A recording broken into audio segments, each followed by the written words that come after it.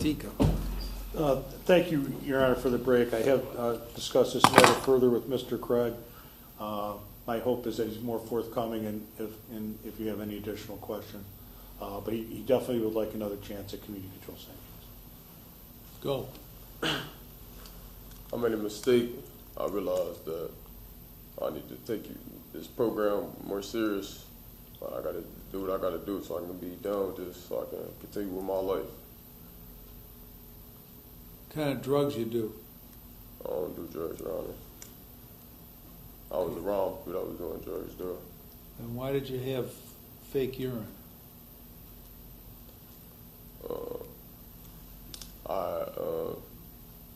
I got drunk probably like 3 days beforehand.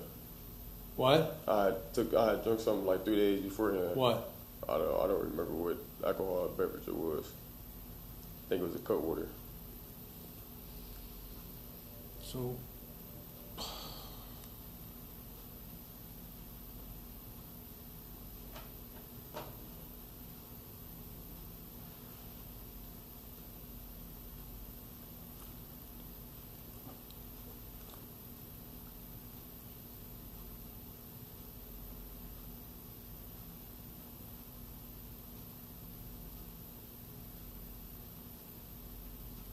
see, when you bring fake urine, when you know you're going to be asked to submit to a screen, and then when you refuse after multiple requests to give it the next day, that makes me think that you're involved with drugs. I'm not, Your Honor. I had alcohol in my system.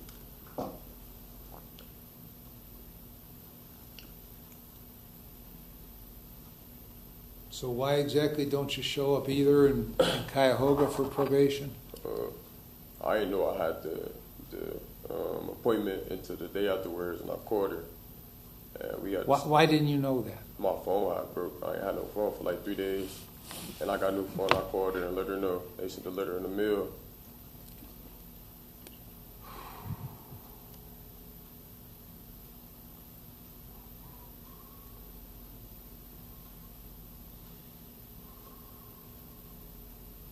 You're 21 now. Yes, Your Honor.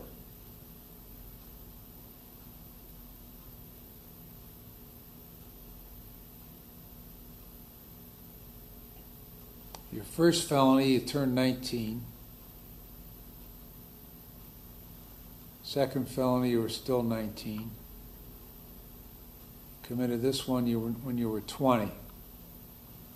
What's your plan here? Career criminal or what? What's your plan? When I get out, I'm trying to go join the union, go get a job. Doing what? Either bricklaying or something with plumbing. What happens when they drug test you? If you're in the union, they drug test you and you test positive. I'm not, Your Honor, but they gonna fire me. Right. So.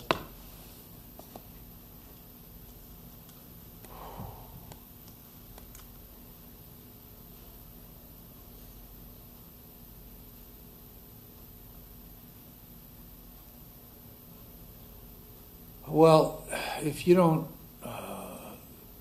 do any drugs,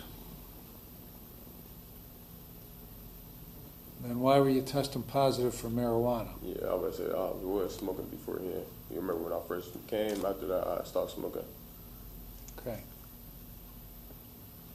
And so are you sticking with the story it was your urine that you snuck into the jail? No, it was fake urine, Your Honor. Okay.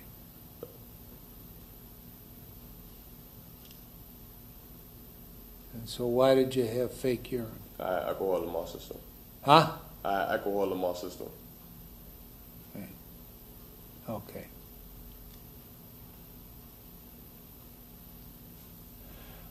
Let's suppose you get in the union, you get this job bricklaying. And you show up on Monday, you show up on Tuesday, you show up on Wednesday, you don't show up on Thursday, and you don't show up on Friday. What do you suppose is going to happen to you? I'm most likely going to get fired, Your You're going to get fired because when you don't show up, you get fired. at a job, right? Yes, Your Honor.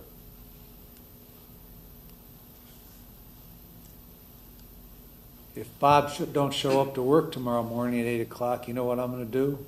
I'm gonna fire him. I'm going to fire him. But you know what? He'll be here. Now, if you don't show up to probation, you don't get fired from probation. You know what you get? Saw him in jail. Huh? Prison. Right. That doesn't seem to concern you. It do. Okay. Well,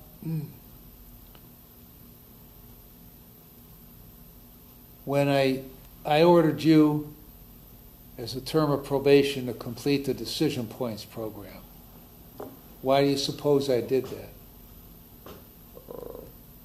You wanted me to think different for a change. I mean, think better for a change. Right, because you've had the propensity in the last couple of years with now 3 felonies when you're, by the time you're 20 years old, to make shitty decisions.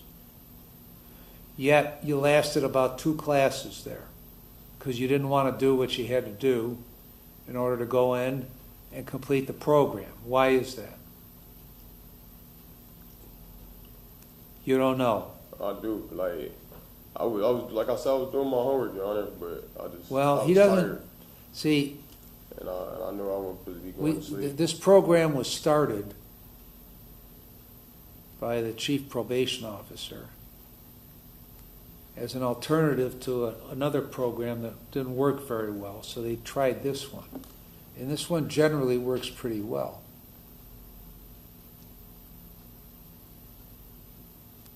If you actually put the work in to do the program. So he didn't kick you out for no good reason. Right. He didn't. Okay. Why did he get kicked out, Derek? He was showing up late without work and falling asleep in class. Complete lack of interest in changing your decision making. That's what that tells me.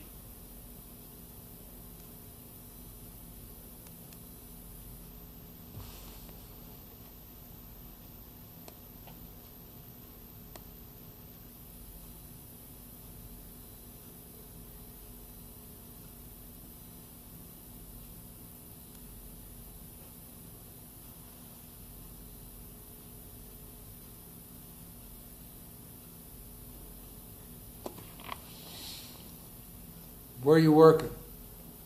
I was still working with my cousin at Mama's Deli. Where? At Mama's Deli, I was still working at Mama's Deli before I came in here. When did you get your license? I failed my first test. I was supposed to go take another test on the 14th of May, but I couldn't make it. Okay.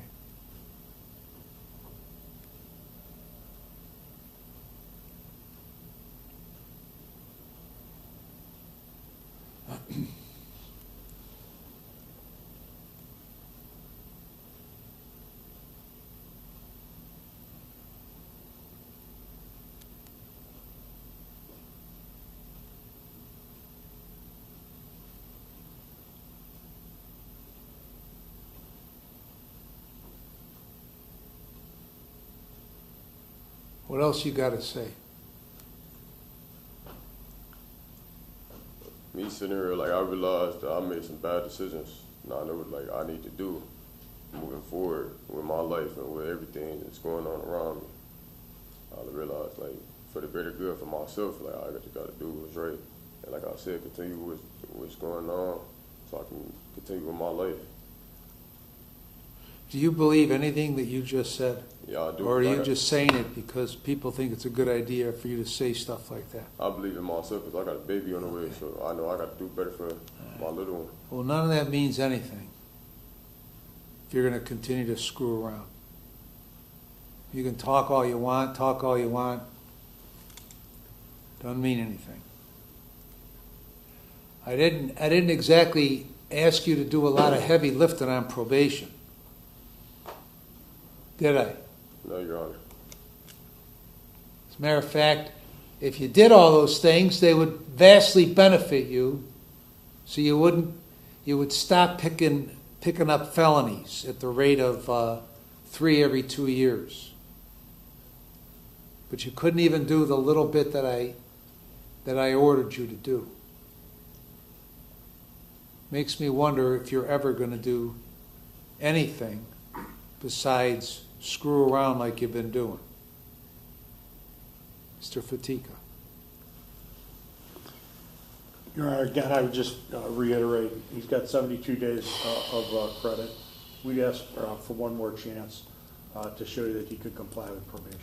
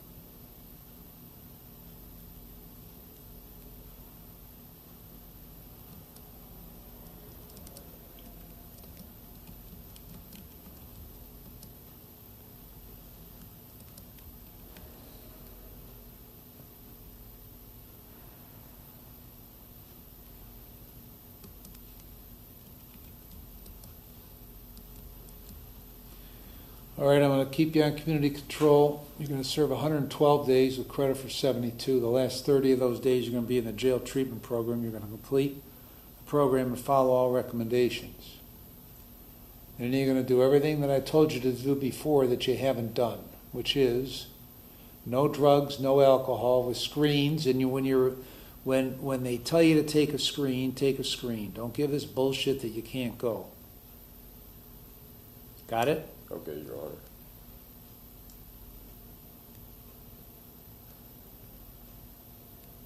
Complete the decision points program and follow the recommendations. Full employment or school, clear up all your pending cases, get a driver's license, and pay the costs and fees.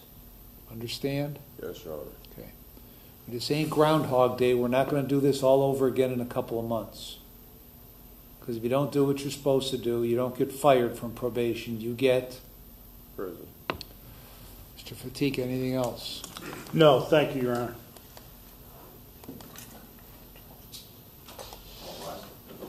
If you missed today's hearing or joined us near the end, here's what happened. This hearing centered on Courtney Craig, who admitted violating the terms of his community control after bringing fake urine to a required drug screening, failing to complete a court-ordered treatment program, and repeatedly failing to comply with probation requirements. Instead of denying the violations, Craig accepted responsibility and asked the court for another chance. Based on the hearing, Judge John P. O'Donnell questioned him extensively about those violations before deciding what should happen next. During the hearing, Judge O'Donnell challenged Craig's explanations, asking why someone who claimed to be serious about changing his life would try to avoid a drug test and fail to complete a program specifically designed to improve his decision-making. The judge pointed out that by the age of 20, Craig had already accumulated multiple felony convictions and warned that continuing down the same path would have serious consequences. Craig admitted he had made poor choices, saying he wanted to find steady work, join a trade union, and become a better father with a baby on the way. But the judge made it clear that words alone wouldn't be enough. He repeatedly emphasized that probation isn't simply about avoiding prison. It's about proving through actions that someone is willing to follow the rules and take responsibility for their future. Despite expressing frustration with Craig's repeated failures, Judge O'Donnell decided to give him one final opportunity. Rather than sending him to prison immediately, the court continued community control, ordered additional jail time, required completion of the jail treatment and decision points programs, and warned that any future violations would likely end with a prison sentence. Cases like this show that second chances are earned through consistent actions, not promises.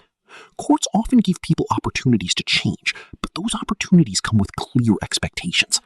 In the end, the judge's message was simple. Probation is a privilege, and if that privilege is wasted again, the next stop won't be